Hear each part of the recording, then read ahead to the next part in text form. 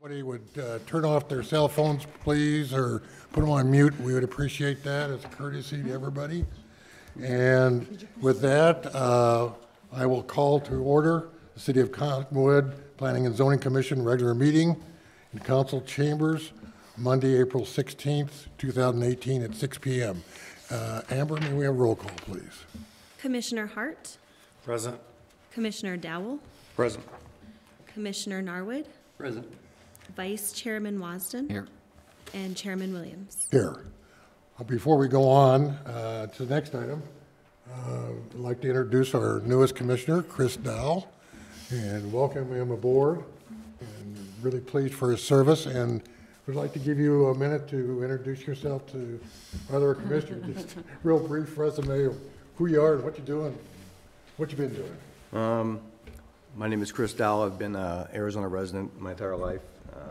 Served in the military for about 14 years. Been in law enforcement for over 20. My family's originally from here. My wife's family's from here. We moved back about 7 months ago, so I've been back about 7 months. I work for the city, and I'm happy to be here. Okay. Chris, we really do appreciate your service and looking forward to your perspective on these various issues. Next item is the approval of the minutes. Do I hear any corrections, additions, subtractions from anybody? If not, I'll ask the Vice Chairman to issue a motion, please. I make a motion, Mr. Chairman, that we approve the minutes from the meeting of February 26, 2018. Second motion. Second. Vice Chairman Wasden, Commissioner Narwood, seconded. All in favor? Aye. Aye. Motion is carried unanimously. Okay. At this time was for the call to the public. This is a time for the public to comment on any matter that does not appear on our agenda. Commission members may not discuss items not identified on the agenda. Pursuant to law, action taken as a result of public comment will be limited to directing staff to study the matter, responding to criticism, or scheduling the matter or consideration at a later date. Comments are limited to 5 minutes for each person, and I have Mr. Robert Goodale, who would like to speak to us on the call to public. 5 minutes, sir. Thank you. My name is Robert Goodale. I live in the Verde Santa Fe community over on Cornville Road, and we've been experiencing a significant amount of wash erosion. As a result, we feel of some inadequately prepared wash areas within our subdivision, but our concern, and the reason I am here this evening, is to raise that level of concern with the new project going in across the street being 89 and Vine. We just want to be on record that we have a concern with the additional watershed that will be generated and the concentration points and how they will affect downstream communities such as ourselves. So I emailed, I apologize, I didn't have your email, to send a report that we put together, and was actually, we had a meeting with the Yavapai County Flood Control District in December 14th, 2017, and we met with Supervisors Garrison and Thurman, and unfortunately we came away with not too very encouraging news. They basically stated we were on our own. So saying that, we just want to make sure going forward that the project across the street is having due diligence done. They get the proper studies recorded and looked at, and the inspections done, and we'll go from there. Right. If you have something, you can leave it with the staff. We cannot take it personally. Very good. Thank you. I have emailed this report to 4 of you. All right. The staff will make sure we get the rest of them. Okay. Fine, thank you, sir. I'll email to them. Any other comments? Okay, thank you. Old business, there's none, so we'll go on to new business. Our first new business is DR 18002, Oxendale renovation. Request for design review at 33 10 addition renovation to the Oxendale dealership on 89A. Thank you, Chairman Williams. As you said, this is a design review application for an expansion and renovation to the existing Oxendale Automotive facility on 89A. What they'll be doing is constructing just under a 5,000 square foot, 2-story addition that will be used for their own records and parts department. That's the addition to the building. There's a little bit of a facade extension that they'll be doing. Currently, there is a little canopy in front. They'll be extending that out 6 feet. Be using the same materials as presently exists, so that 6 feet may not even be noticeable as you're driving by, but it does help their operation. Because this is the scope of their project, it did require a design review, and I do have some pictures I want to show you. As you can see, the subject site where it is on 89A will be a 2-story building. That's going to be behind the existing single level that you see, so you will see some of that 2nd-story addition, which you'll see in a minute on some of the pictures. The interior renovations is just to make the flow of their service a little bit smoother. And then there will be some minor repaving and resurfacing of the parking lot when the project is complete, but it won't result in any net loss of parking landscaping, those items. So if you can see, the existing building is right in here. The 2-story addition is sort of this triangular shaped portion back here. A little bit of a canopy in the back. And the extension of the front canopy area is right in this area. This is presently what it looks like now. The new canopy will extend this front wall here out 6 feet.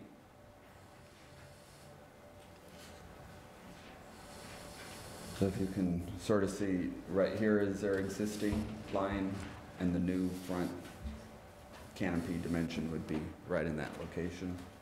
And then they'll be doing interior renovations as well. This is what you see from Highway 89A. So the existing portion of the building is already there. This, bringing it out 6 feet, closer to the street, is not really going to change the appearance of that portion of the building. But the upper 2-story building constructed to the rear of the property will be visible from the street. The north elevation, this is actually what you would see from behind the property. This is there's a wash back there and sand and gravel operation. The east elevation, this is a side view of that canopy extension right now. Probably ends approximately right in that location and will be coming out. And that will give additional space in here for vehicular movement. And this is just what would be seen from their own property, the opposite side of the building. And there's the canopy. And this is the portion of the 2-story building here that you will see from their property. The floor plan of that triangular shaped addition, the lower level is their parts service inventory. The upper would be for records. This is currently what it looks like. The odd-shaped portion of the building will sort of extend along. The foundation would be along in that area, approximately right there. So these vehicles that are parked there are where the new building will be. Presently, that's what it looks like from across the highway. So the two-story addition portion would be seen back up in there. It's a little different perspective. So you can see here where that 6-foot addition will bring this entire wall out. This is looking to the west from in front of the property, and then looking to the east from in front of the property. And with that, that's all I have. If you have any questions, and also Okay, we have well, the applicant here. Commissioner Hart, do you have any questions? No questions. Mr. Dowell? No, sir. Mr. Norwood? I just have one question, Jim. On the new building, will that roof line be higher or about equal to the existing highest portion of the existing building?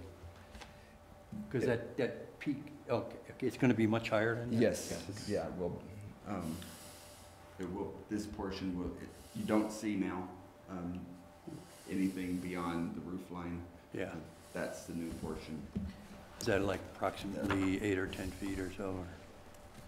Architect is here. I didn't quite catch that.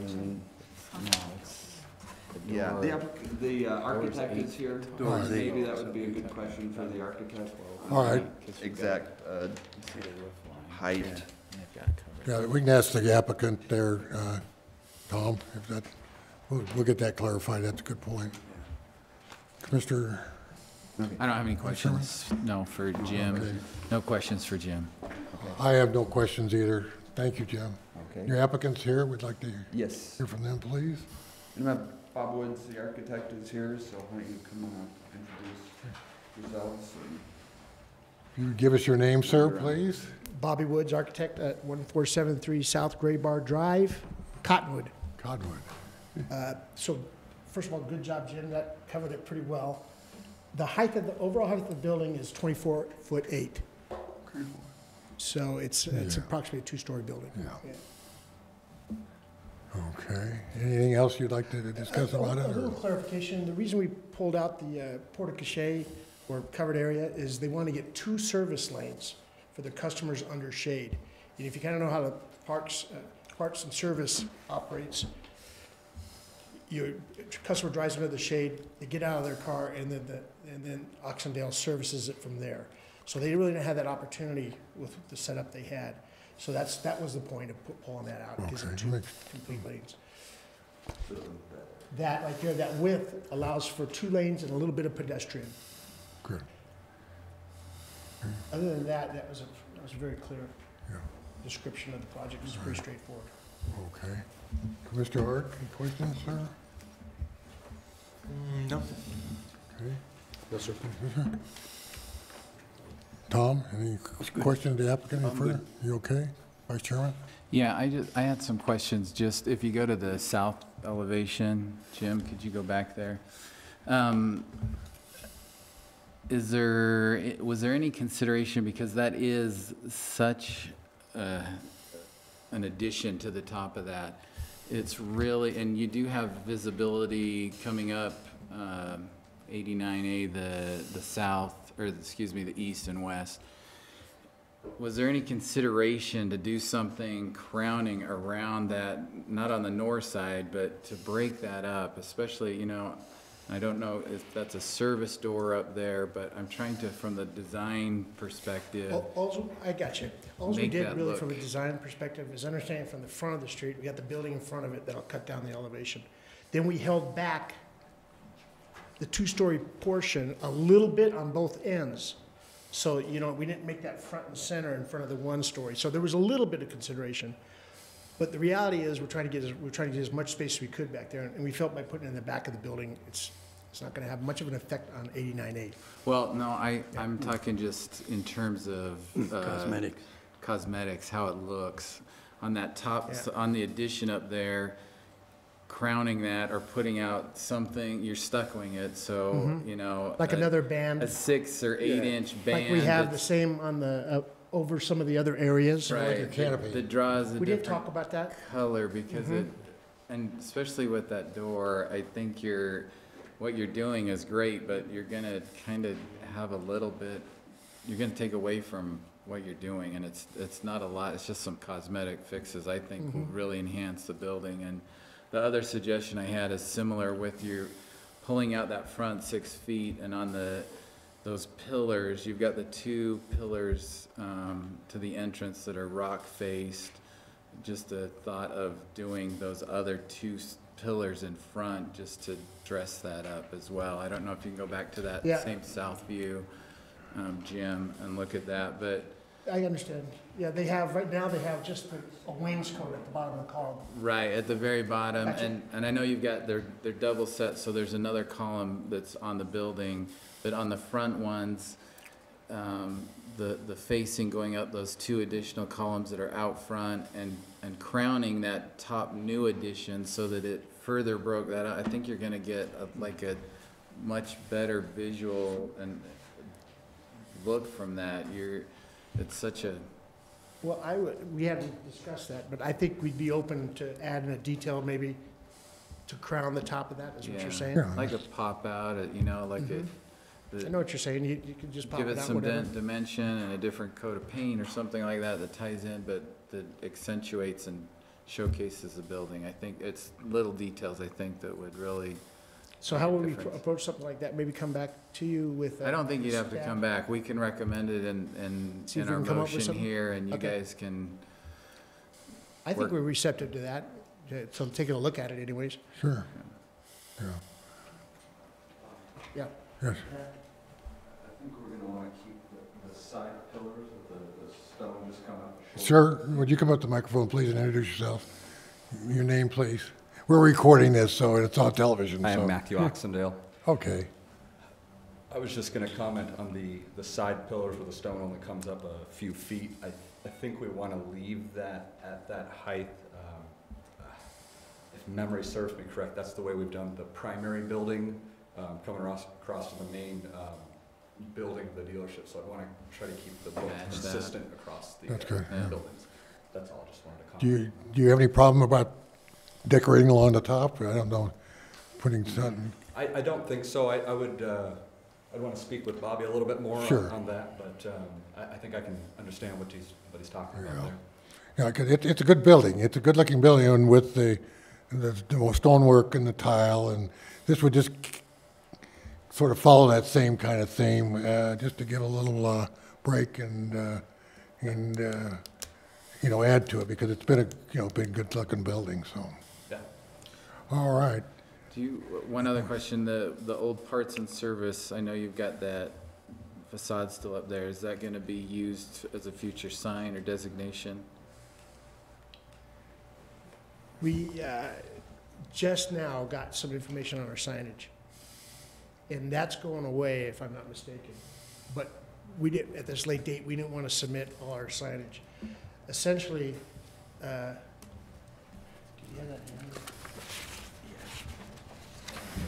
Yeah. If you look at that picture right now, Yeah. you want to break it up. Oh, yeah. Oh, yeah.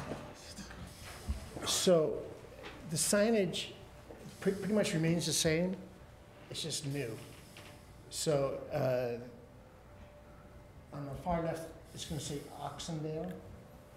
Can I go ahead? Yeah, you can pass it around. Hey, yeah. And then Can you going use from that? left to right, Can you use that? yeah, The middle is, yeah. Oxendale. Oxendale.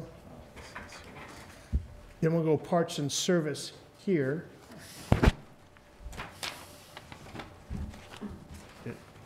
Everybody's looking at the 8.5 by 11. So this one will be parts and service. And then the one that bumps up right now becomes accessories. Okay. So we're essentially using the same format, changing up what it says. All right. Do we need to see that, or I think staff can handle that? You're not really changing the signage? Mr. Chairman, Yes. staff was going to ask you, the commission, for a special meeting for May 7th right? So we have several items, cannot wait till the next month. So we were thinking to have another meeting in between, which would be May 7th special meeting. So that's what we were going to ask Right, you. okay, so- So that gives the applicant We another can make a chance to come stipulation then back. tonight that you'll come with it, signage will be approved at a future meeting. So you would include everything in one packet, and you won't wait another month. We will give it to commission.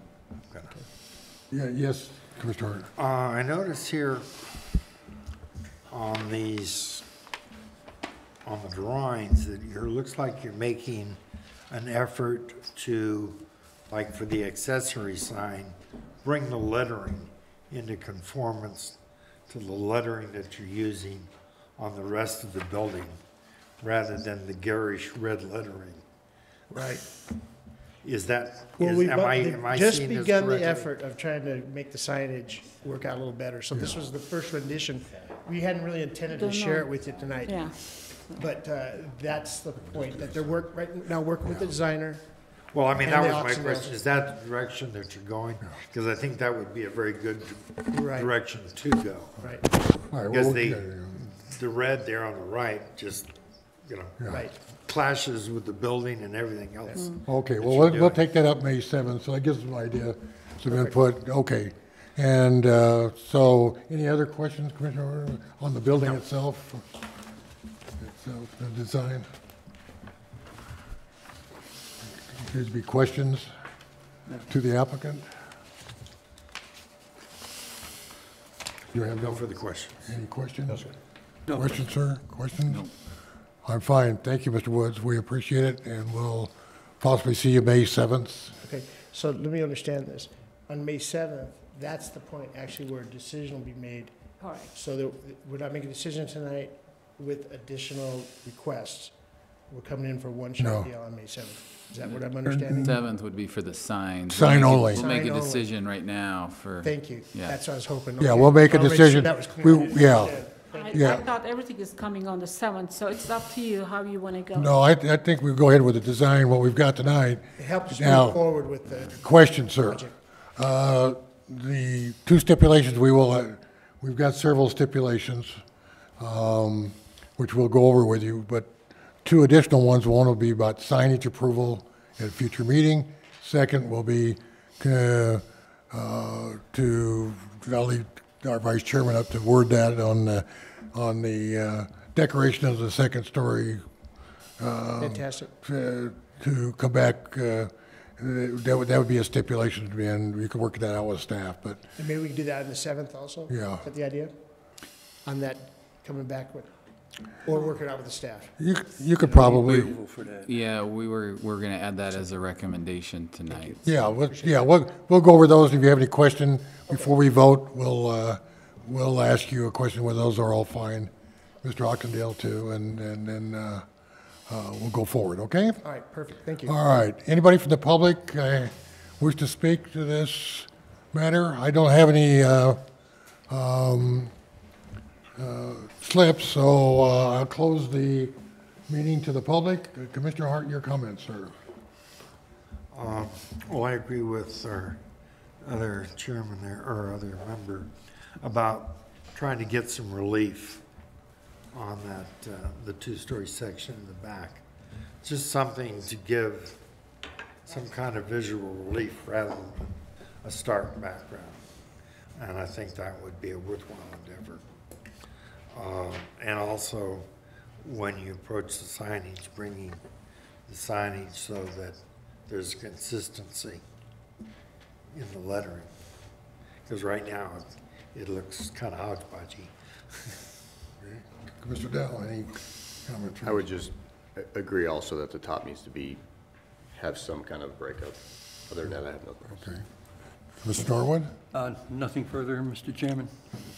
Vice Chairman, any other further comments? No, I just think it's great that expansion is, assuming it's great for business, so I'm glad to see that that's happening, and welcome the addition. Yes.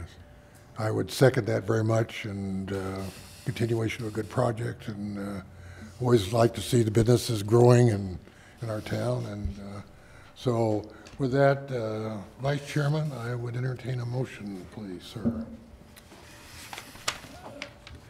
Mr. Chairman, I make a motion for DR 18-003, Oxendale renovation, approval by the commission with the following stipulations: that the project is developed in conformance with the development plan submitted for the April 16, 2018 Planning and Zoning Commission meeting, and 2, that the project conforms to the Code Review Board comments dated February 5th, 2018. 3, a certificate of zoning compliance documentation, documenting the completion of conditions shall be issued prior to the issuance of a certificate of occupancy. And 4, recommendation for crowning the new addition of the building on the east, south, and west side with a type of molding or pop-out relief. Okay, how about number 5, about signage? And number 5, signage will be addressed in the May 7th, 2018 special planning and zoning meeting. Do I have a second to that motion? I'll second it. Okay. Have a motion from Vice Chairman and a second from Commissioner Hart. All in favor? Aye. Aye. Unanimously approved. Thank you. Okay, our next item is PCU 18002 and DR 18001. This is for conditional use permit and design review to allow placing of a new drive-in, drive-through, and walk-up coffee shop on the Fry City Shopping Center site.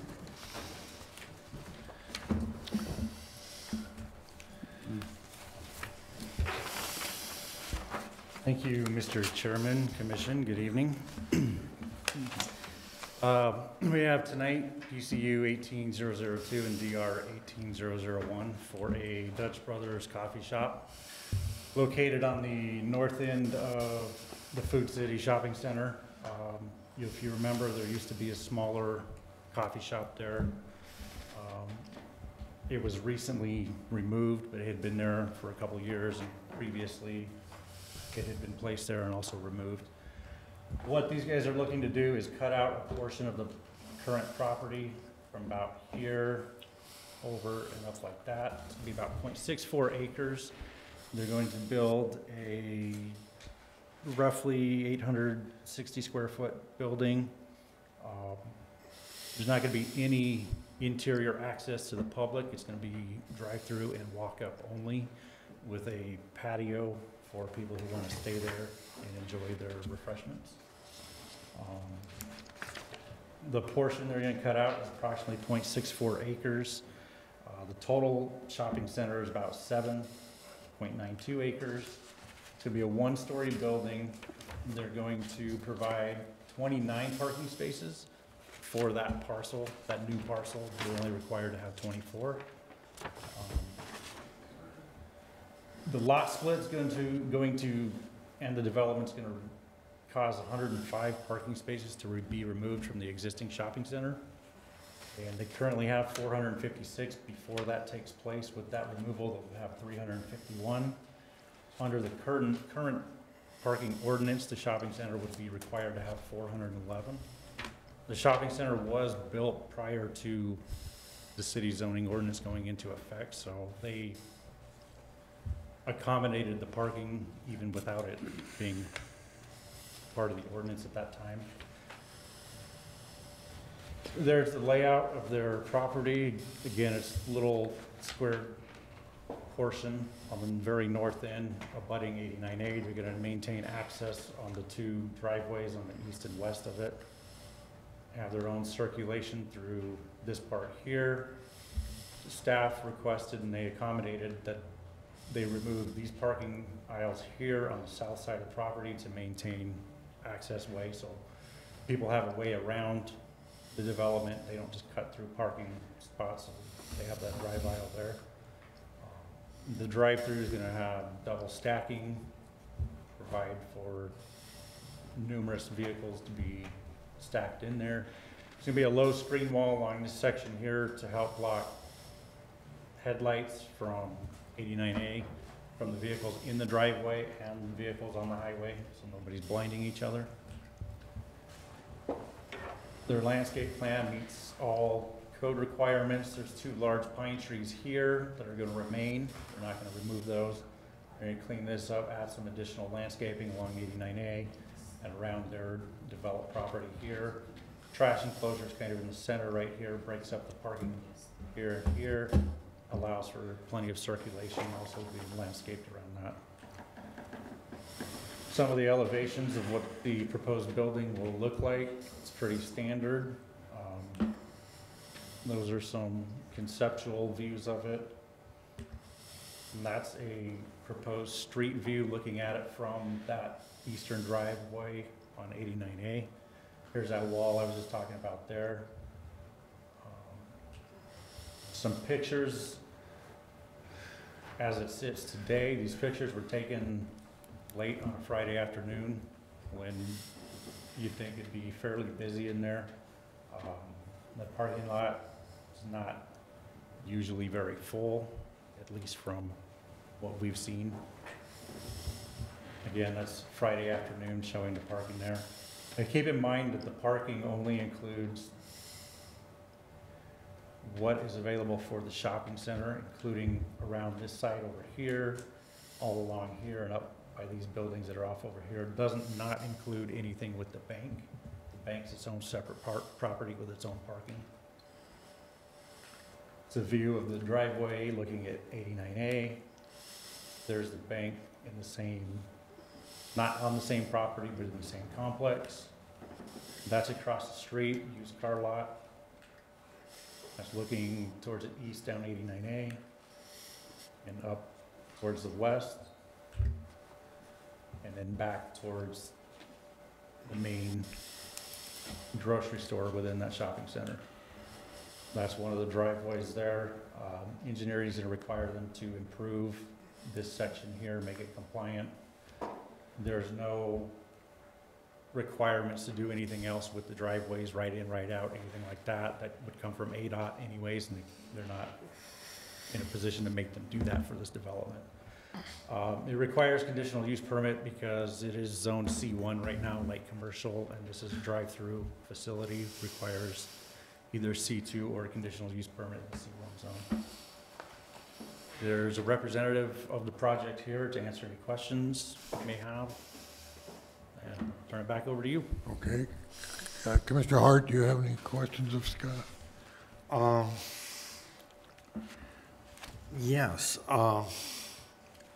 When I look at this plan, the question that I have is how are they going to deal with people who have just made a purchase and are getting ready to accelerate away from the window, and that's where the sidewalk is, going right across in front.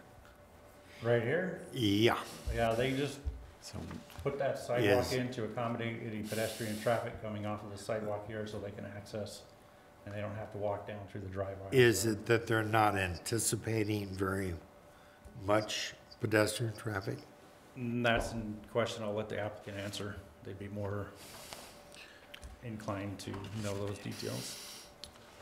And the other one that I have is concerning the control of the people who are merging in the 2 lanes into one. Are they gonna have a system in place, or is it going to be the honor system? I don't think there's any real system in place from what I've seen at other locations that do that, and it's just kind of a leapfrog effect where this person's here, this person's here. What's that? Yeah, it's McDonald's is a good example. It's how you queue up there that, you know. It allows for more stacking that doesn't block drive aisles. Well, I mean, I've also seen places that had that system, and it was a disaster. And unfortunately, it's up to the Yeah, individual and driver, and yeah. you hope that they'll be accommodating and, but I don't think anybody can really control that. And one other more, just, do they know that the floor plan and the site plan don't agree? Yeah. I'll have to check this, I didn't put that floor plan on the, in which Like, sheet are you looking at? well, look at any of the site plans and look where the north arrow points. If you look at And then look A2, at A 1.1 and then go to A 2.0. and then I think it's A 2.0 that's out of sync. And if you look and follow that through on their site plans, if you go over to A 3.0, it's the same thing. The technically where they say south side elevation or rear elevation, that's actually the east side. So it's that is kind of, and then the east side that they have is actually the south side. So all of those are, Mislabeled, yeah. yeah. So those are not correct too. I noticed that 'cause Yeah, we can have them correct that for submitting. Any other questions? Oh, let's see. Check.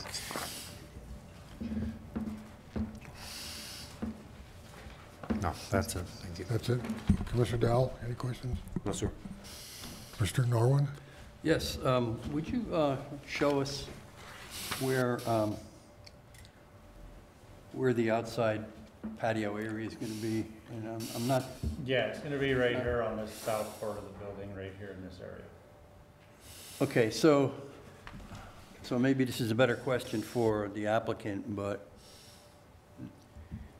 you know, I see tremendous number of parking places, but I see a very small patio, and I was just wondering what's the relationship between the seating at the patio, which will be the only place walk-up customers or even driving customers could sit, versus how many parking places you have Parking is based on usable square footage. of the building. Of whatever building and patio areas. So the building itself, and then because they're only gonna have limited usable area within there, and then the size of the patio contributes to their required parking amount. So the building size and the patio determines the amount of parking? The usable square footage of it, yes. But the only usable square footage for a patron is on the patio, right? Yes, on this particular one. So my question is the number of parking places in excess of what would probably be needed for the number of seatings that we would have? Or am I asking a question that's ridiculous? Well, we don't do it based on seating, we do it based on square footage. Okay. Yeah. Some places do it that way, but ours Other uses, we do have it as seating, but restaurants, drive-throughs, things like that, we do it with square footage. Okay. I have another question, but I think it might be best directed toward the applicant. Okay. We may have to circle back on it, but, okay. Vice Chairman? Scott, did you get any sample of what that wall, that exterior, that shielding wall is made of? There's a depiction of it in one of the renderings, but there's no Yeah, it should be a material. CMU wall. And my other question is, shouldn't that, is that rounds here on that, on this east side? I notice if you go back to where you started at, one more, I see that stops, 3/4 of the way up. And Over here. technically, those cars are queued up facing the eastbound traffic. And I think there's still an issue with a shielding, that wall should actually wrap around, just like it, from this angle right here, it almost seems like it's done in reverse, because the headlights are facing that way into oncoming traffic, and that wall should actually be on that west side and shielding from that traffic that's coming eastbound. Right. You see what I'm saying? Yeah, I do. So, I didn't know, one, the materials, I would like to see that, and I'd like to see that wrap around, because I think the problem is more shining into that oncoming traffic. Yeah, so the material is just your standard CMU block on the wall.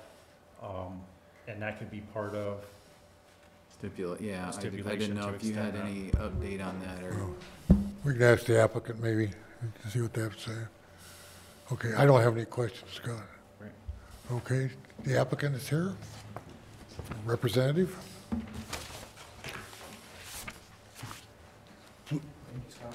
Please give us your name, please. Yeah, Andrew Beach representing Simon CRE, the developer on this project. And to answer one of the initial questions with some of the elevations, we can have those revised with the right directions on there. That was just a mistake. So I agree with the material will be a CMU block. And then I kind of agree that we can wrap it around on the west side there.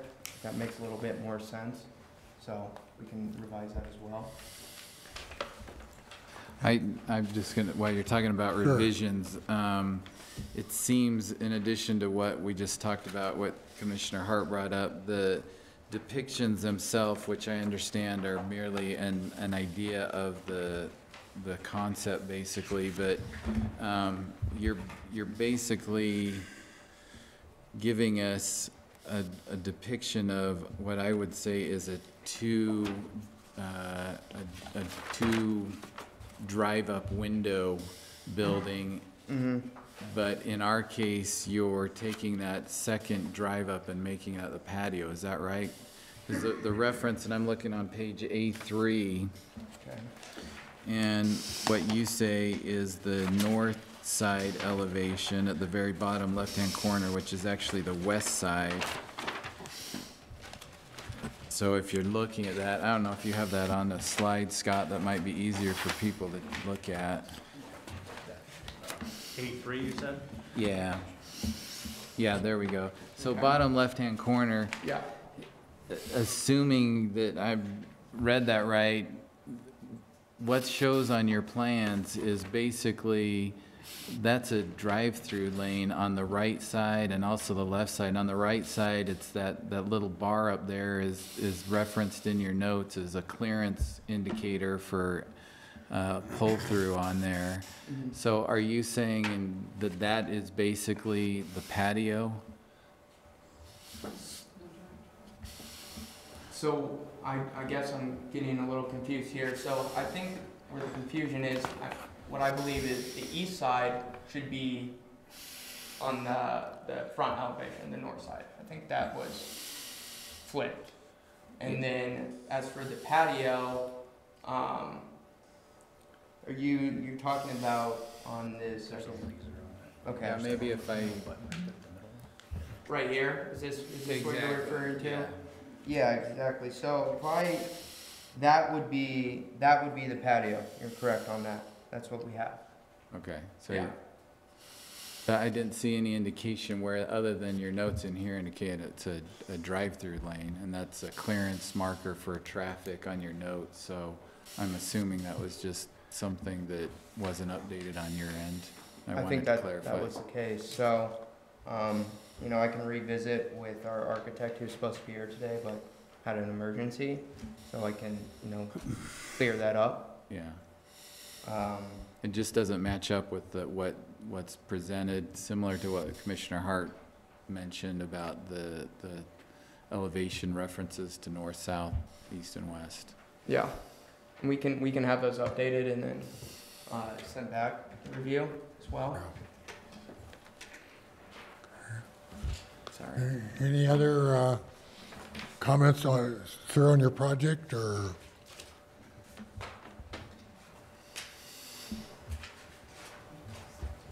Any other comments you'd like to make? Oh, sorry, I Chris? thought that was, About no, I don't the think so, concept and unless you whatever. guys have any other questions that I can answer. Yeah. Okay, well, let's go start with Commissioner Hart. The upper left elevation, that actually is off one of the most used entries into that parking lot. And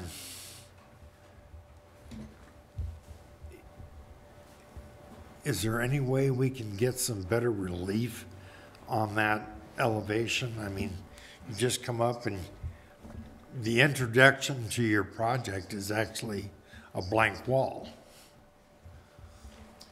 For most people, that's the first thing they're gonna see, unless they're coming in from the store side.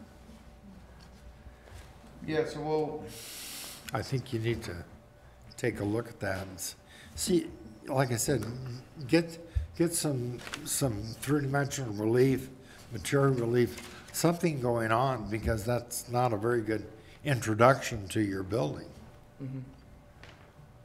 from a place that it's gonna be seen a lot. Yeah, that south side Yeah. rendering would technically be the east side, and that would face the bank directly. yeah, that's what would. So I think that's a valid concern, is that you're getting a blank slate right there. Okay. Now, as relief, what, is there anything in particular that you'd be looking for?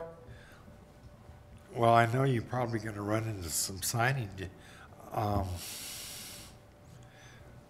possibly some signage issues, but I'm thinking that that might be a better place for one of your signs. If you want to introduce your building to people on the street. I guess I would just recommend it says the same thing that the other three sides say. The same Yeah. type of signage. There's a limitation on signs you can put up too. Yeah. Chairman, Yes. we are not supposed to design the project for the applicant. We can give general suggestions. Yes. But Well, I think somebody they are has. already, yeah. They are, we are just gonna leave it in architectural elements. It's up to them what they do, because if we say signage, they already meet the limit of They're the the max, signage. yeah. So I think it's better just to leave it Well, up we to can do it them. as a recommendation, yeah, just as an idea.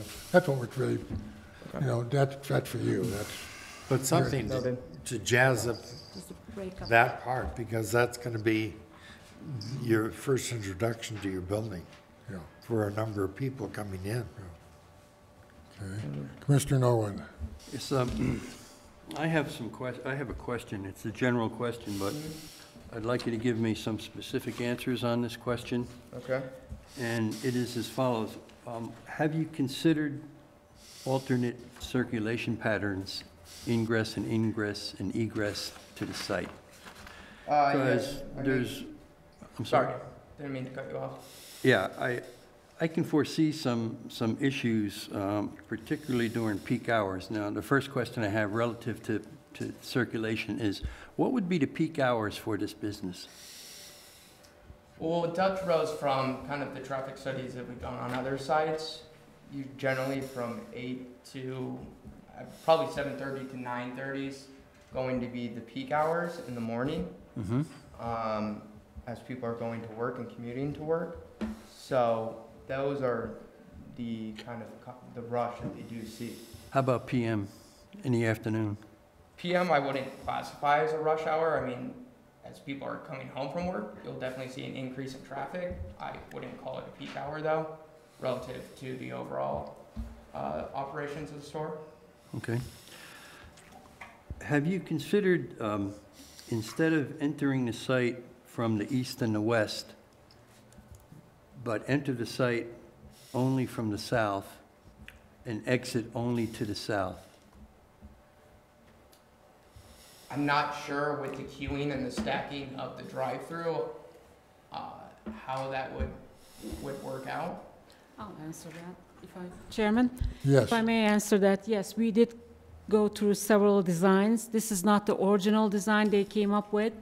So we had several meetings, and this came up as a best solution.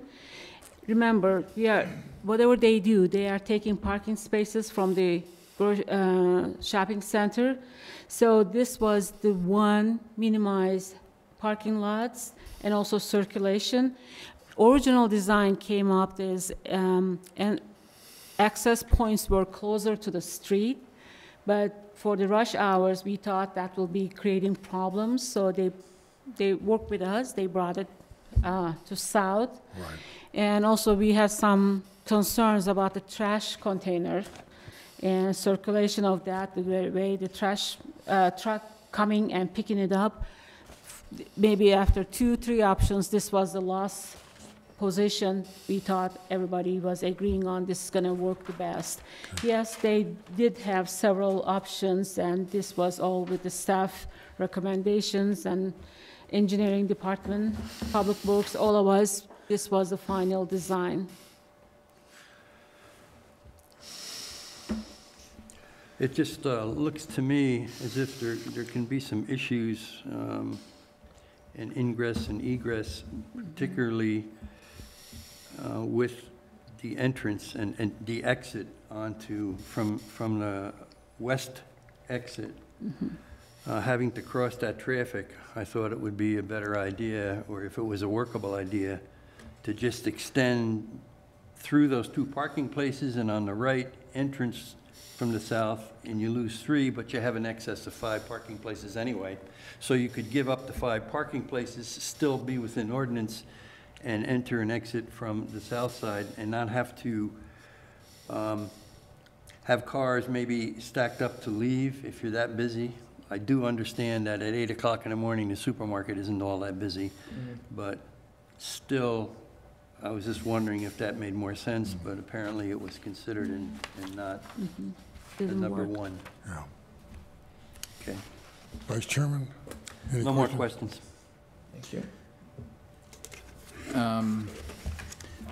Just another thought outside of kind of what I've commented before.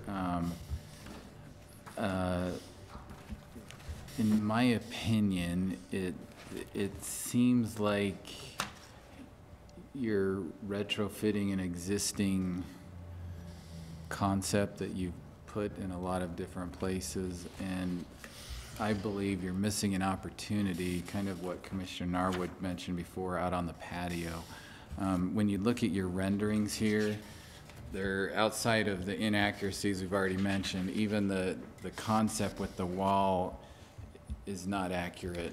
You've got, and to the point from Commissioner Hart about that back end or that east side of the building, there is landscaping that will break that up, but in your depiction, that's not shown. It's cut off from that, so that's inaccurate too. So I would recommend that whoever put this together, go back through that, because it's not an accurate depiction of what you're presenting. And I think your patio is, you will see the patio space here in town as a premium. I believe you're missing an opportunity to do something that is larger and more unique, that you would bring in more people instead of using what's on your concept here as a drive-through lane, which you're basically converting to a patio, doing something that you've got the parking that's going to bring people in, because they will linger. Go across the street to Starbucks and Safeway, which is not the most welcoming atmosphere, and people hang out there, and you, I think, are going to be remiss for not doing something that is more welcoming and encompassing of that area out there. So I would suggest the corrections here to the work, and maybe thinking about that for this site. And the other thing that maybe this comes up at the May 7th meeting, just in terms of the height, I would like to see the height of the wall to ensure that that does cover the headlight issue and that it does wrap around. So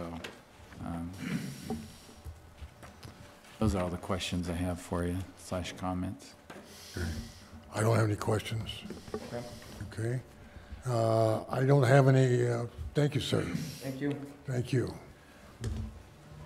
Do we have any input from the public? I don't have any sheets on it, so we'll close the floor to the public. Commissioner Hart, your final comments, sir, before we proceed? I was wanting to elaborate on our vice chairman's comments about the patio. If you're going to have the patio, you need to provide some shade. I mean, when I look at that, all I see is paving.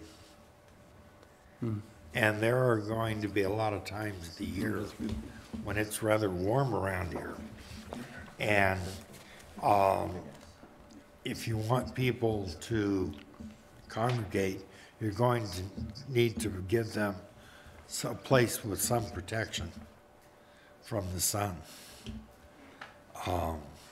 Whether it's additional landscaping or structures, but something to encourage those people to want to stick around.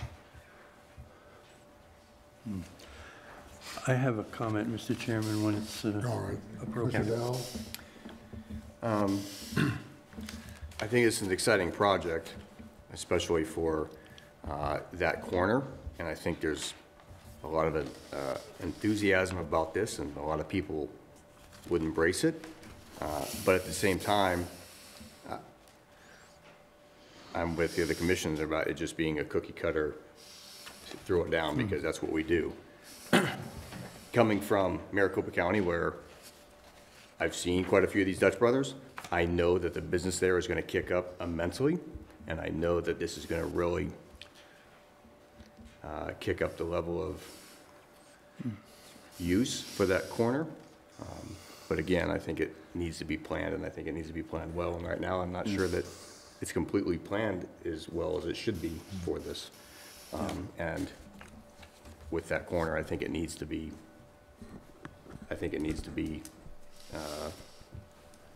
good before we go, not just to throw it on a piece of paper and be done with it. Commissioner I Norwood? agree, Mr. Chairman. I would like to see all of the comments that were made here sincerely incorporated into a design package that would be 100% accurate, so that we could, vote on something that incorporates some of the really good ideas that were brought forth here today. So I feel we should delay any approval of this and to get further input based on, from what the board has suggested. Vice Chairman? Yeah, I kind of feel the same way, that it seems like this was kind of a copy and paste job of a building that wasn't necessarily matching up with what was presented. And particularly, I'd like to see the wall being addressed. I'd like to see dimensions with that. I'd like to see a sample. We require that of everybody else that comes in, and you've done that on the building, but the wall, this is going to be right next to one of our main roads, and I think overall it's a great concept, but I'd like to see that put in order the way it should have been originally. And just in terms of the patio, that's kind of your decision. I think it's just there is some shading provided with what I will say is just the drive-up window option there, but I think there's better options that will be better for the business and actually look better too. I think you'll have quite a large group of customers that will want to come and sit and would appreciate a little bit more space and maybe creativity and shade incorporated into that. And I would agree that maybe this is something we address come back with those changes for the 7th, is my opinion. Sir, do you think some changes can be made and so forth to make the corrections by May 7th? Or how soon will we have to get it in, Baron, for our May 7th meeting? To staff? Well, not next week, but after that will be the deadline. What But date? for the May 7th. What would be the deadline date? I don't have it right now in Scott, front of do me, but we can say for May 7th, if the applicant is ready, we'll go for it. All If right. not, we can always table it whenever they are ready. All right, We can make that happen. all right, very good. Do you have, has the property been split out yet? No. No. It's in the process. So when do you think that's going to happen? Oh, For our surveyor, I know. sir, come up to the microphone, I'm sorry. I apologize, You go yes. ahead. Hey, could you come to the microphone again? Yeah, Go ahead, I'll No, that's follow fine. up after. Yeah, so per our surveyor, I know that it's been submitted. I don't have an exact timeline of the approval process, but It's a again, I can process. provide that. sure. Just was wondering. That's That, yeah, it should be a problem. Yes, Scott? I can further answer that based on my correspondence with another individual associated with this. They're requesting or stating to staff that the parcel will not be split out until they get building permit approval. We've told them that we cannot do that. The parcel needs to be split out before they apply for their building permits. We can't review plans on a parcel that does not exist. So if you notice, that's one of the stipulations that we put in there, Right. and that's why. Yeah, would be the process. All right, gentlemen, I concur with our comments. I think we need to delay this. Vice Chairman, I'd entertain a motion to table this to a future meeting. Mr. Chairman, I make a motion that PCU 18-002 and DR 18-001 be tabled until the May 7th meeting or until a time appropriate for the submitting group. We can see it May 7th. If they don't have it, Yeah. whenever they submit it to you. Do I have a second to that motion? I'll second it. Mr. Hart, second. Vice Chairman made the motion. All in favor? Aye. Aye. Unanimously approved. We'll table this till future meeting. Okay, thank you. All right. Next item on our agenda is Z018-002, amendment to section 406 parking and loading requirements. Amendment to our code, I guess. Scott? Thank you again, Mr. Chairman, Commission. ZO 18002, amendment to section 406, parking and loading, adding 406H regarding bicycle parking. Staff has been working with the Bicycle Advisory Committee for a number of years. Also developed a bicycle plan that was approved by the City Council in 2009. The city has applied for and been granted a couple of years ago bronze status as a bicycle-friendly community, and the goal is to move forward and try to get silver status. One of the benefits to that is we'll be recognized as a more bicycle-friendly community. However, we have to put in provisions to allow that to happen, ranging from increased bike lanes, better markings on shared roadways, and developing a bicycle parking ordinance. Looking at other cities, it's not an uncommon thing to have, so we decided to draw up an ordinance that requires bicycle parking on new developments and expansions of existing developments, create certain guidelines, parameters that they have to meet, make it part of the design review process, and the minimum number would be 10% of the required amount of parking or 2 bicycle parking spaces, whichever is greater. It's a needed amendment, addition to the ordinance, as staff has researched and also as the Bicycle Advisory Committee has researched. Answer any questions you may have, any Mr. Hart? concerns. Well, as a former cyclist, I'm certainly in favor of doing anything that will increase the accessibility for bicycles in the community, and I think it's something that we need to be working on. I didn't see anything that stood out as being, the only problem I ever had was the decomposed granite. When that gets wet,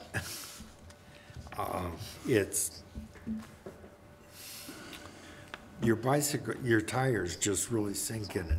And then when it sets, it's like rock. It's like loam. I would recommend avoiding it when possible. I mean, yes, it's an acceptable surface, but as much as possible, use paving for the bicycle areas. Commissioner Dow. I have quite a few questions. My first question is,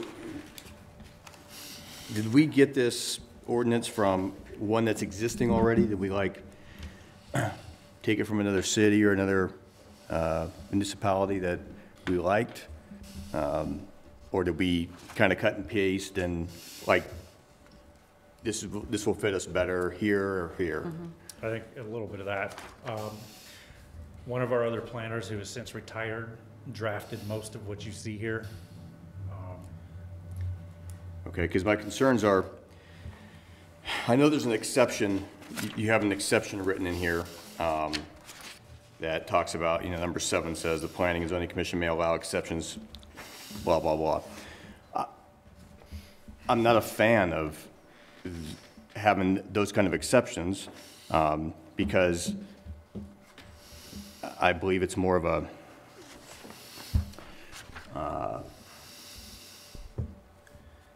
whoever's sitting up here gets to choose what's going to happen that day, and I'm not sure I'm a fan of that. So things like 50 feet primary building entrance. So these spaces have to be within 50 feet of a primary building entrance, right? Right. Well, I think that's a problem down here in Old Town. I mean, we can grant the exception, right? I mean, I think it fits the exception, but if you walk down Old Town, we're going to have a problem with a lot of this. So we'd have to grant exceptions to most of the businesses in this section of town unless we tweaked it a little bit, maybe. I mean, it says 50 feet within primary building entrance. Does it have to be primary building entrance, or could it be a building entrance? It doesn't have to be primary, but a lot of these businesses already in place, they'd have to do pretty substantial expansion for this requirement to even kick in.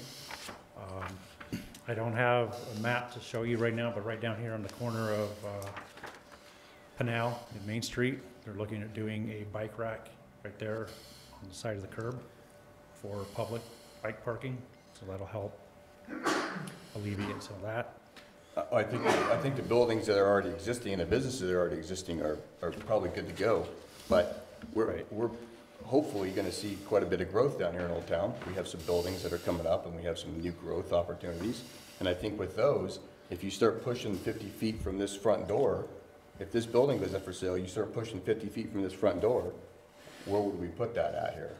I see what you're saying, but also under number 2C, under exempt uses, we did put historic properties and districts in there. So that would pretty much cover every building down here in Old Town, to where you wouldn't, the commission wouldn't have to make that decision. I'm pro the bicycle. I don't want to overdo the bicycle thing, and I think some of it, like the 10% of all spaces, I know we can exempt it, but I think you're gonna create a situation where there's gonna be a lot of exceptions, and when you start creating a lot of exceptions to something, then it gets really muddy, and muddy is not what we need. So I guess my concerns are the 50 feet of the primary building entrance. I know it says business district, but when we talk about what businesses it has to have, auto repair, maybe that could be put in there. Do we need 10% of all spaces in auto repair place to have bicycle spaces, or auto sales, or even the hotels? we cater the hotels here for tourism. We're not gonna see a lot of bicyclists coming up to the tourism, so maybe we could put something like that into the ordinance to where we exempt those businesses right away, so we're not having to grant them an exception because they don't need it.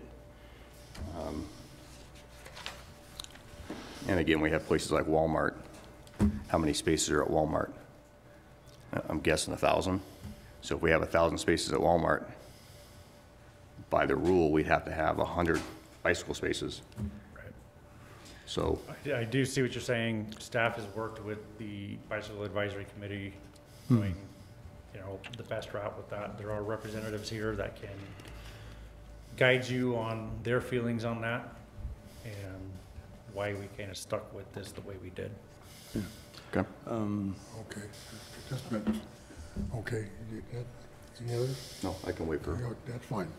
Yes, for Scott. I would like to make a comment. I think that 10% is too high. He brings up the point of Walmart. Now is going to bring up the same issue, as if you have an organization that comes in that has 1,000 parking places, you're going to make them put 60 bicycle parking places. I think that's way, way over than what you need. I think 10% is too high. That's just an opinion, but I think it's too high for any business. Question, I think there should be a minimum. It's something we could look at changing, but like I mentioned, we have looked at other cities, as we're not just pulling this number out of the air and saying, let's just make it up. We have looked at other places that have. When you looked at them, though, did you look at the usage of those bicycle parking places? I mean, that's the important part, not to see whether they had them, but to see whether they're being utilized. They don't go into details of specific uses as much.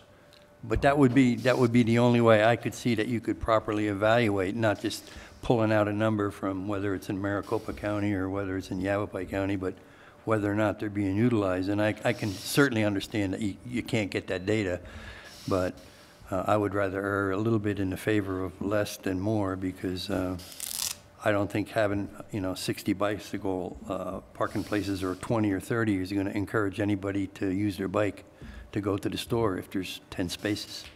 I just don't see Vice it. Chairman.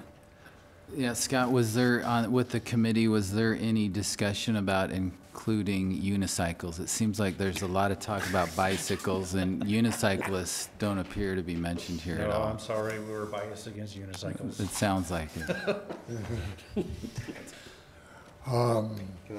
Yeah, back to, And one other thing within the ordinance, I noticed that in number 7, it says, with best practices pertaining to bicycle parking, particularly in regards to visibility, security, and convenience for bicyclists. So it starts to make the exception, seems like we're favoring or we're pushing towards bicyclists. Rights more than maybe the businesses or the cities, even, to the point where if somebody comes in here and says, well, as a bicyclist, I think that this should, visibility, security, and convenience for my bicycle is not, you're not seeing that. And I'm not sure I like the wording for the convenience for the bicyclist. Maybe if it was the bicyclist and the businesses or the city's best interest. But when you put the bicyclist in there solely, I think we're kind of, I don't know. You understand what I'm coming at? A little bit, yeah. I mean, we have walking public too, right? Right. So even if you said convenience for everybody, but when you just put the bicyclist in there, what about the walking public? If I got to put a bike rack here because this requires it, but now the public's got to walk around the bike rack, we're not thinking about their safety or their considerations. So just a thought. That's all I have. okay. Scott, I don't have any real questions here, but is Dr. Richards going to address us from the I committee? do want to back up real quick, though, Okay. to answer kind of your guys' questions regarding that. That's part of under 7A, that exception. If you had a place like Walmart with 1,000 spaces, Right. Planning Commission can reduce that number, not make them do the full 10%. I know, I agree with the exception rule. So I that's do why think, we have right, Yeah. right. them in there. But I still think, it doesn't change my opinion. I still think 10% is too high. But I think it's absolutely imperative that you have the exceptions, because we're going to be doing those anyway. Whether we have them in or not, we're going to have to do them. It's just the way it is. That's why we're here. If everything was cut and dried, then we wouldn't need the board, right? They just throw the rules at them, and that's it. Thank you, Scott.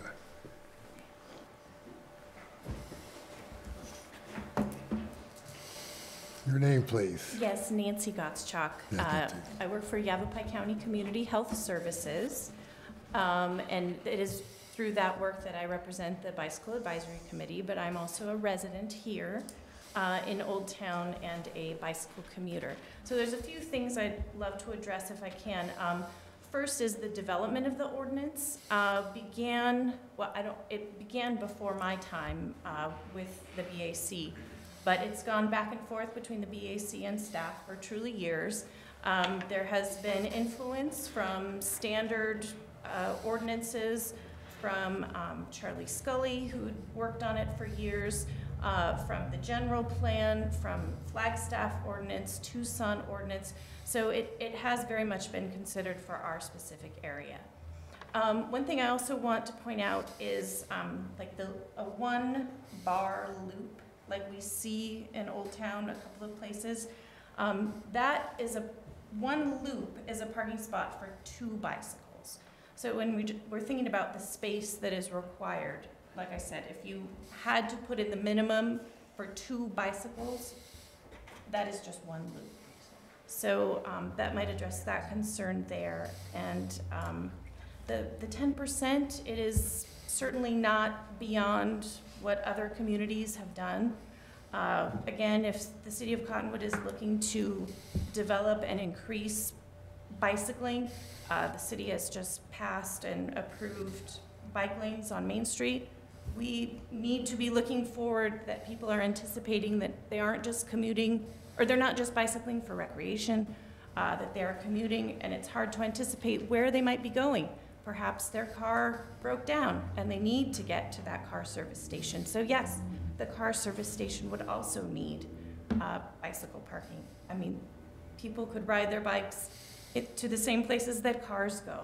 So that's why we're really trying to consider maybe perhaps there are plenty of folks who don't own cars.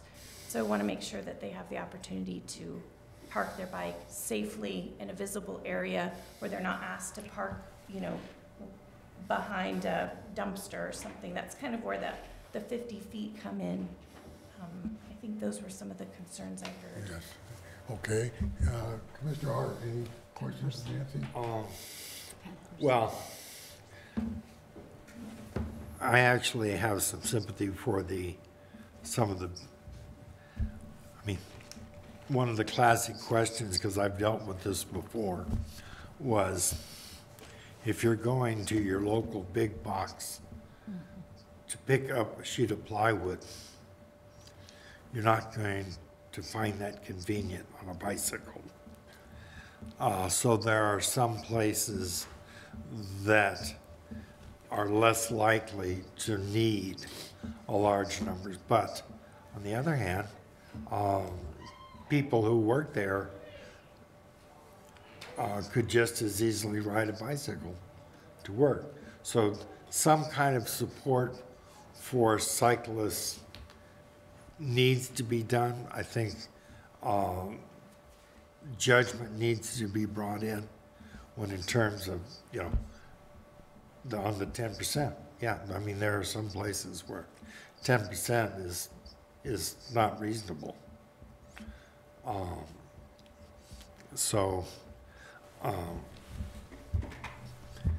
I think the idea that we're going to have to make some judgments occasionally as to, you know, what's reasonable and what's not. Okay. Any questions? No comments at this point. Questions? No comments. Okay, questions? Questions, Tom? Just questions? Hang on. No comments. No, Any no questions? Nancy, thank you. Okay, Dr. Richards.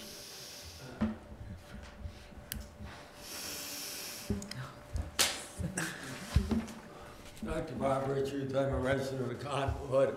I'm also on the Bicycle Advisory Committee, and I'm basically a recreational bicyclist. Scenery come but ride around town, that's probably me. I haven't seen the final product, to be quite honest with you, but it's gone through development. But one thing that I think that the city has been promoting housing for non-retirement people, working people within the community. And we are a service community, and most of those people that are in the service industry are low income.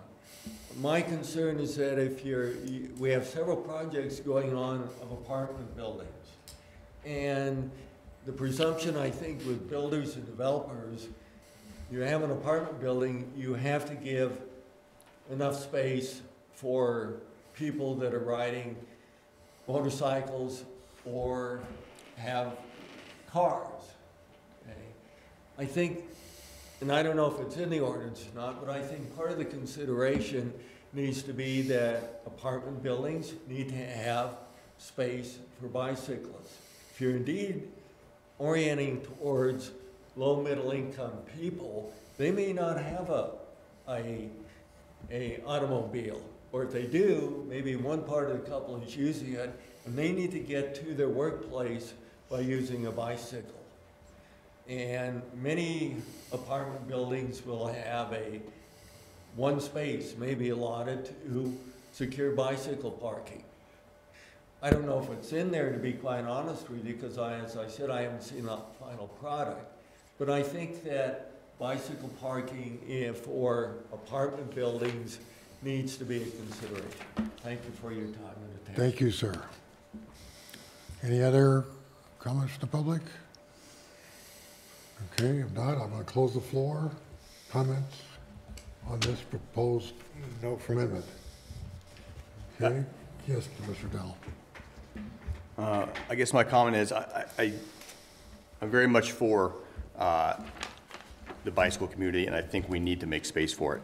I guess my problem is applying it everywhere throughout the city the same way. That's my issue, is I don't think it should be applied the same way. I very much agree that apartments should have an abundance of parking for bicyclists, and that should be maybe something where you say like apartment buildings should have more than 10%, you know, rather than just 10%. So I guess that's my issue is maybe it shouldn't just be 10%. Again, I believe in the exceptions. I think we should have the exceptions, but I think we could apply it a little bit better just by saying certain businesses shouldn't have to have so many spaces, and certain businesses maybe should have more spaces. So all I'm saying is, instead of having a broad exception, let's narrow the exceptions down so that we're not having to address this every time. Every week we have to address it because we have a new apartment complex coming up and somebody wants more.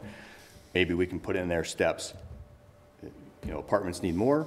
Walmart wouldn't need 10% because that would be maybe over the top. Maybe something like that, just so that it cuts the exceptions down a little bit for that. And again, I guess my biggest issue is we're a sales tax-based city. I don't want, or I don't feel we should be putting a bigger burden on business. And I think some of this will put a big burden on some of the businesses that we have. I guess that's my concern is I don't want to push business out because they can't get enough space or they can't get within 50 feet of the door. Just a minute. May I ask who you are, sir? Hezekiah Allen with the Parks Recreation All Department. right, I'll give you a minute here in just a minute. Commissioner Norwood, your comments? Now, or? Yeah, that needed. I don't agree with the 10%, but I do wholeheartedly agree with the exception clause number 7. I think that I personally have a lot of confidence in our professional people on the inside, and I would certainly take their recommendations relative to bicycle parking places, and I am positive that that would be negotiated properly with the applicants on behalf of the board and the community. Okay. So if there weren't exceptions, I don't think I could vote for this, but because there are exceptions, no. I find it to be not a problem. I think the 10% will be used properly by the Vice Chairman. You know, in all the planning that we've done, you know, the 2030 planning we did, we have incorporated a lot of walking and biking paths, and this really isn't a new topic. I think it's just coming to us in a more organized manner, and I don't think it will necessarily be a burden, because this applies to anything that's new coming into us. I don't necessarily think that the 10% should be a cut and dried. I agree, but these are things that will be presented to us as it stipulates in number 2, that these are new items that are brought to us, or these are requirements that would be if somebody is doing significant changes that are brought before us. So this wouldn't be something that would be blanket across the community, because I agree, otherwise you are taxing a business with putting something in that may or may not be used. But these are things that are coming new to us or that are being readdressed, and I'd liken it to what we've done with landscaping. We're trying to improve the landscape, especially of Main Street. Our biggest tool is when a business comes in and says, this is what we want to do. That's when we can say, well, part of that is a stipulation to bring up and put in better landscaping and clean up the streetscape. And that's would be similar to what's going on here. As a new business came in and or an existing business and says, I want to do this, then there would be a stipulation there. That's going to go through staff initially, and you're going to have to be the ones to determine that. And if it is excessive, then it can either be addressed at that level or with us. But part of the issue with apartment complexes is a lot of people don't park their bikes in bike racks. They take them up to where they live, because they don't want to leave them down there where they're 3 floors up and maybe a building away where they might get stolen. So even when we say, you know, like the 10% number, I don't know that that's really applicable, because that would be more of a temporary parking spot for most people. If they are commuting, they usually take care of their bikes and take them in. So I agree that maybe that 10% can sound a little bit across the board, but it also is, we're not going to be inundated with this, because it's either new developments or it's going to be readdressing a development. And also, we're not the enforcement either. So this is something that once it passes through here, this is on the books. This is code enforcement that's going to have to resolve that. But I think we could handle that with any of the projects that come before us. We're not overwhelmed with these projects that come in that are going to require, I'm trying to think of the last big project we had come in, and if it fell under this, if it were a Walmart, I think saying 100 parking spots or bicycle spots is ridiculous. Yeah, the apartments. And the ordinance gives you the ability, provisions to reduce that number. And just to clarify on what you were saying, Vice Chair Wasden,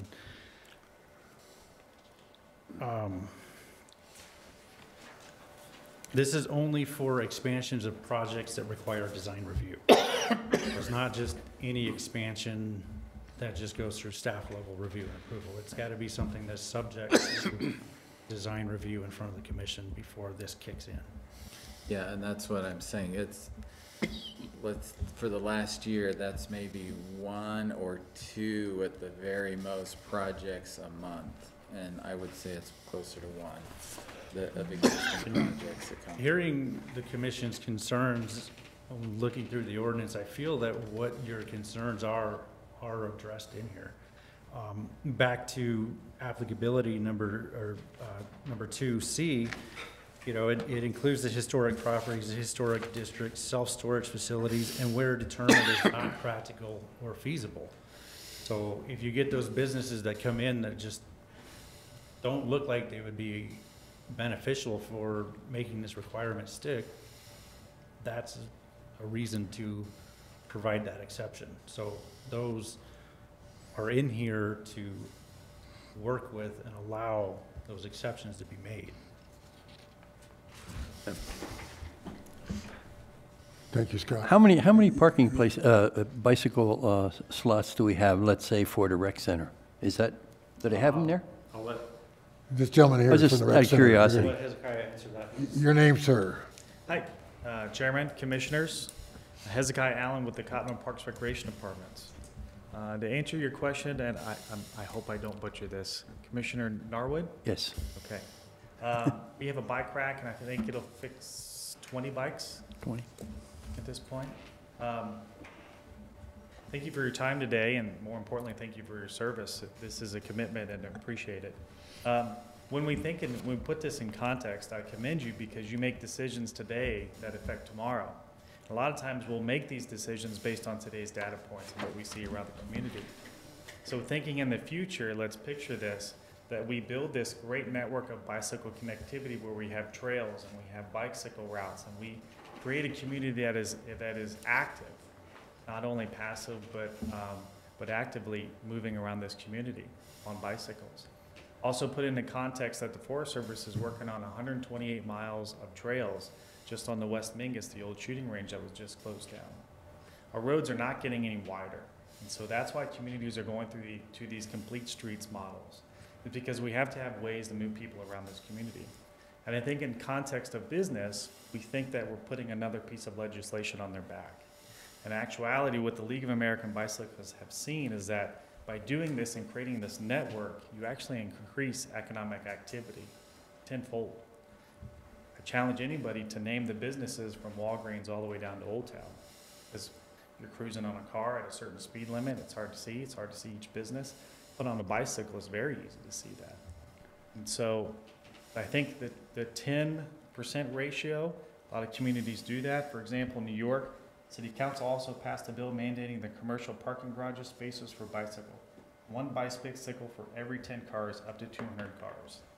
That's in New York, where they have a real hard time finding space. And I think, correct me if I'm wrong, but parking for a business is based on square footage, and that's a ratio. So this business can see this many people, they need to provide this many parking spaces, and so this bicycle ordinance would work off of that ratio. I think the 10%, I think that little caveat, providing the commission an opportunity to make fine adjustments as they see fit, gives you flexibility. I think we don't want to confuse flexibility with too much flexibility. You know what I mean? Exceptions. Any questions? Any questions? No, thank you. Thank you. Okay, my comments,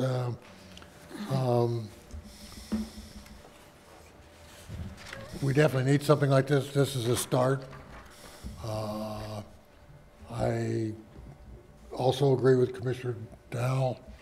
I can see a number of potential exceptions. I would like to see the bicycle committee and the city staff to continue to work on this and refine this, maybe pinpoint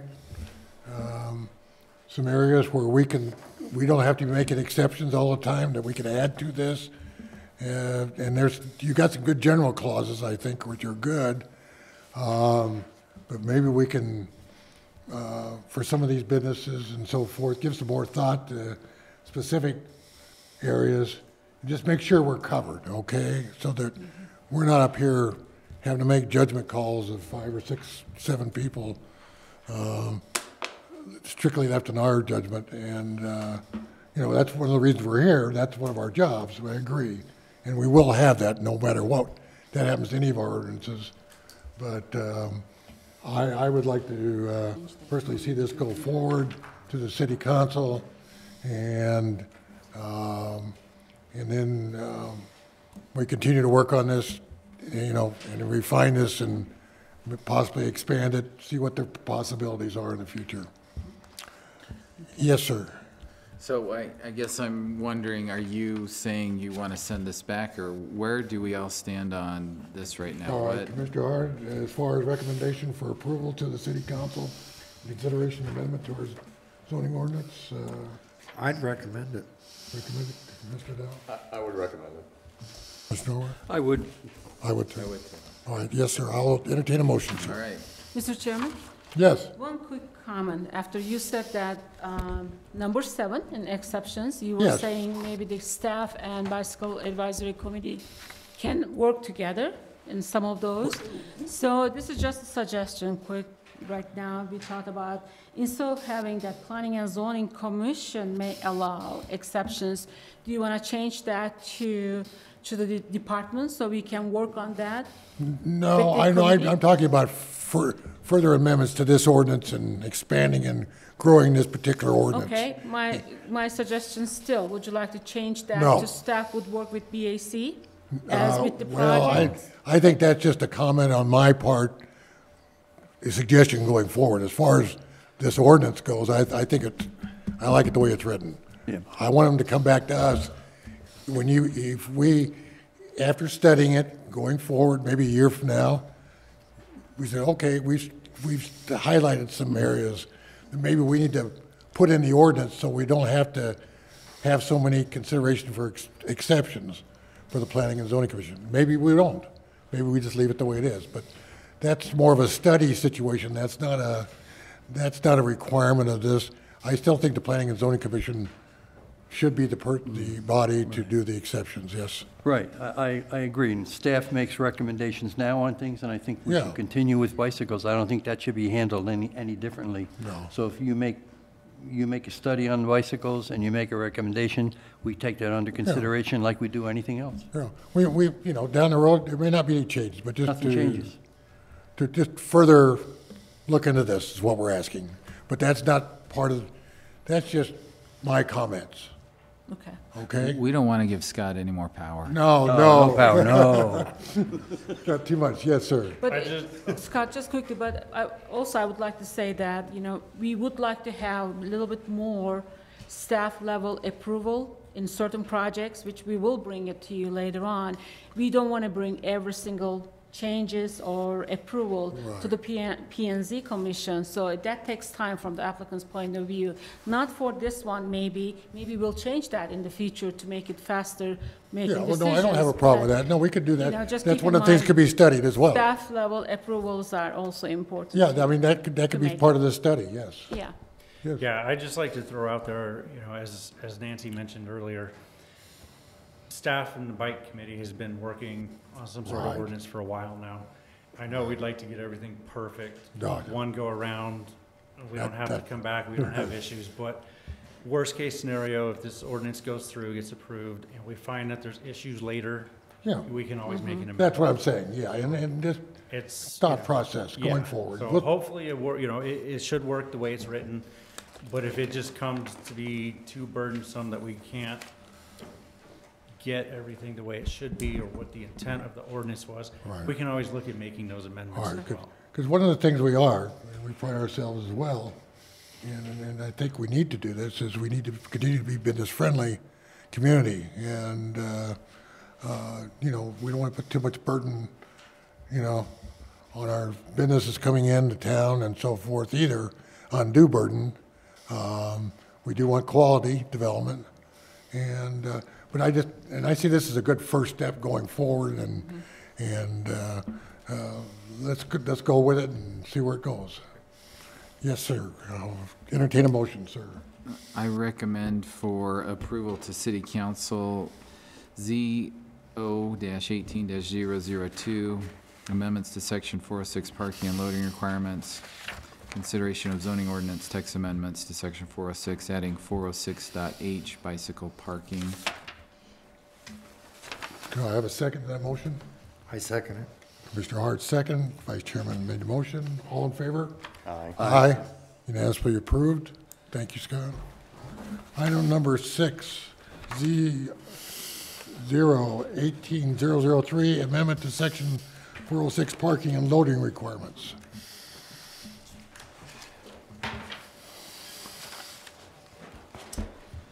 All right, thank you again, Mr. Chairman. Z18003, another amendment to Section 406 parking and loading requirements. This is in relation to the parking schedule. the required number of spaces based on the use and the square footage of the use. Also adding some provisions to allow a reduction of requirements based on certain conditions by the community development director. Adding provision regarding compact spaces, allowing a certain percentage of the required number of spaces to be compact.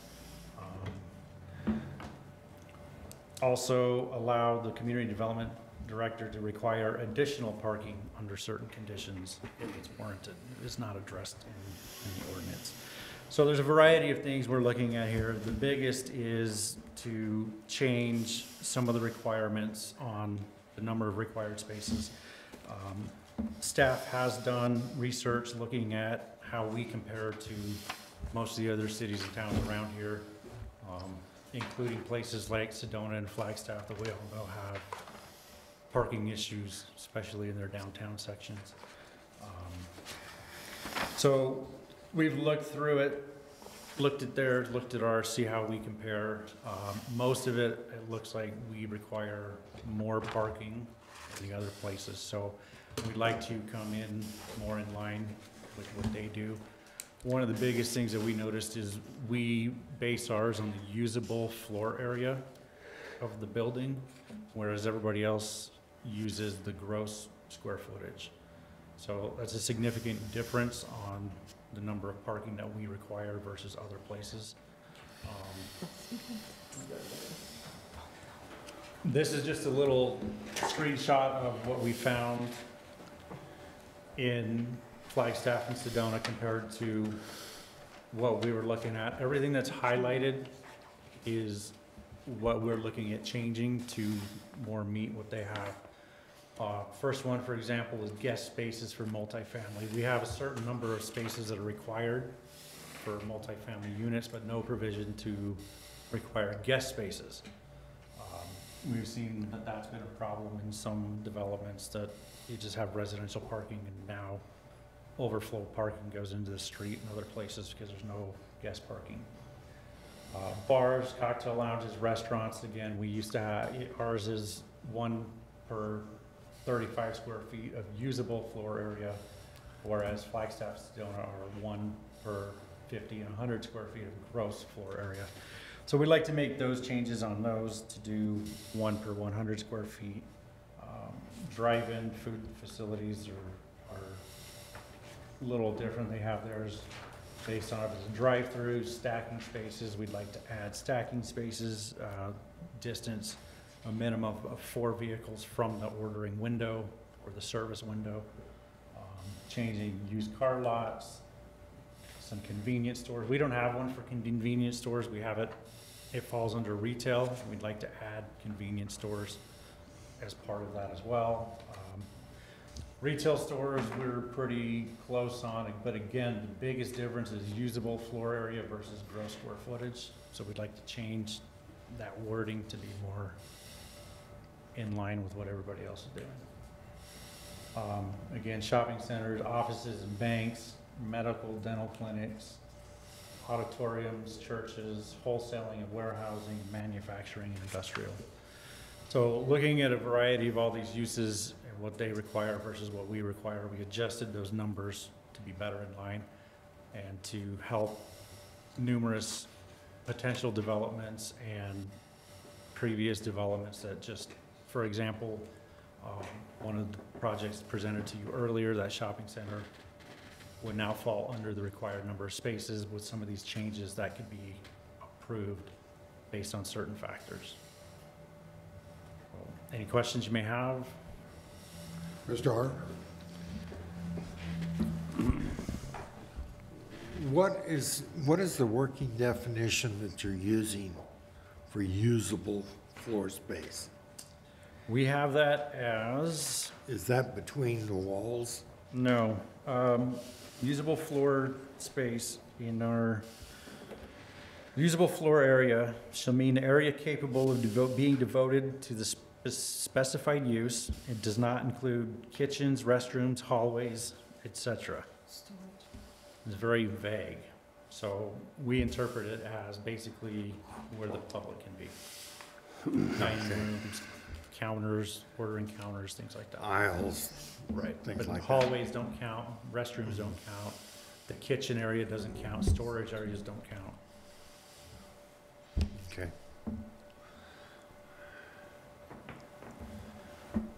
Chris Dowell? I guess my only comment to this is, I like the breakdown comparative to, I mean, we're not putting the blanket thing like the last ordinance, so, I mean, I think this could apply to the other one. Not as extreme, of course, but you could do something like this with the other one with a little tweak to it, so that's my only comment. Commissioner Darwin? Yeah, I have a question. This relates to compact car stalls. I see no reason why we should have parking for compact cars. I absolutely see no reason for it.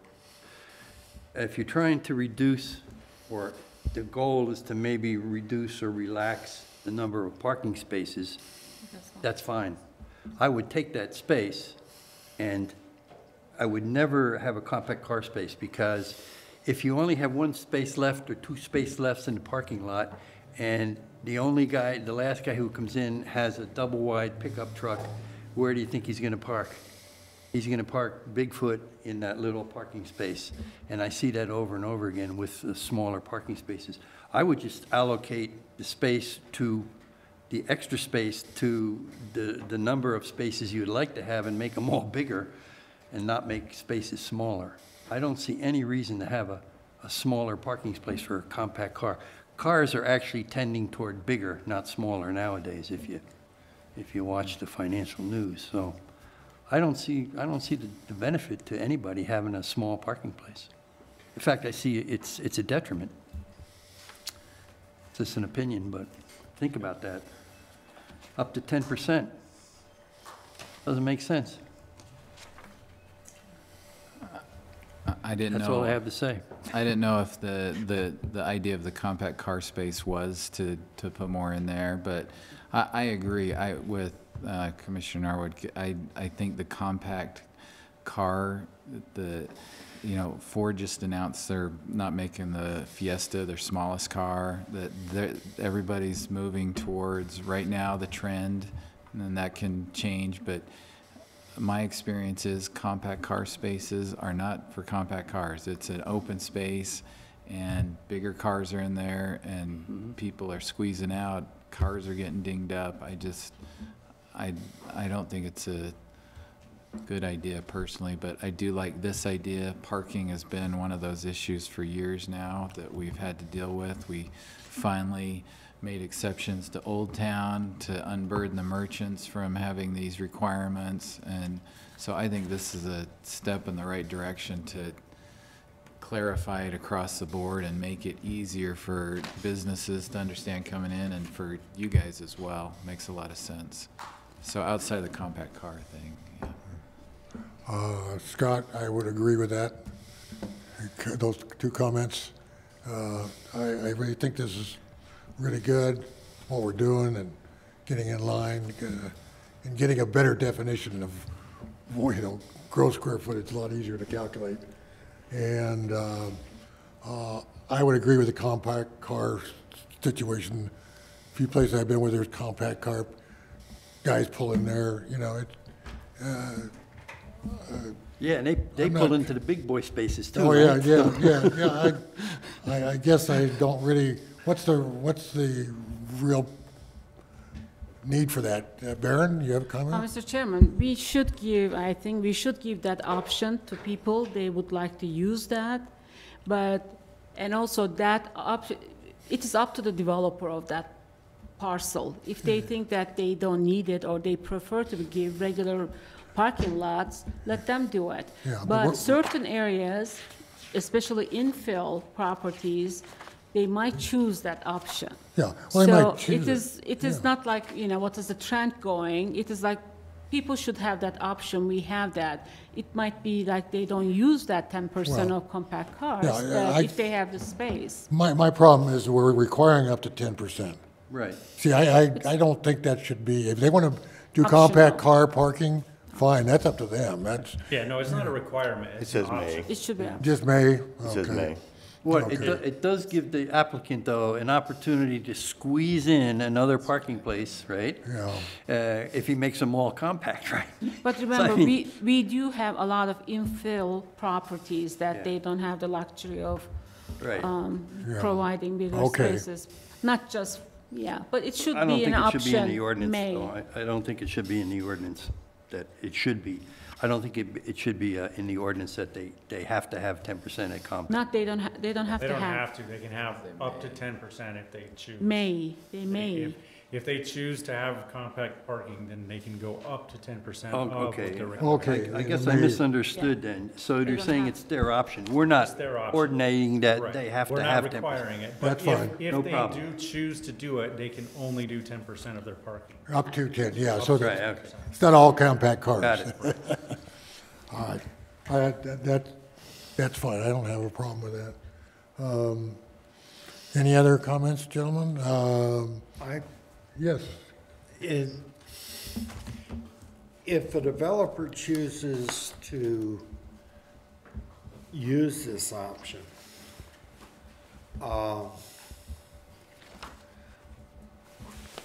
is there any requirement for him justifying his belief? I mean, I've actually seen, I actually remember parking lots full of compact cars where there were compact car spaces and they were full. I also remember the arguments of people pulling in with cars and saying, well, that's a compact, and it's, it's a Ford Fairlane or something. Oh, that's a compact car. And so I'd like, if the developer wants to use the option, I think he needs some kind of a justification. Now, if he's got a lot, if it's like a development for a lot of elderly people, and there are a lot of the people around here who are using those half-side cars, or hardly cars, but I think there needs to be some kind of a justification on the part of the developer, Mr. Chairman? if he wants to use that Sorry. option. Commissioner Hart, I think that's where the staff comes in when we are working with the applicant. So, and by the time the project comes to you,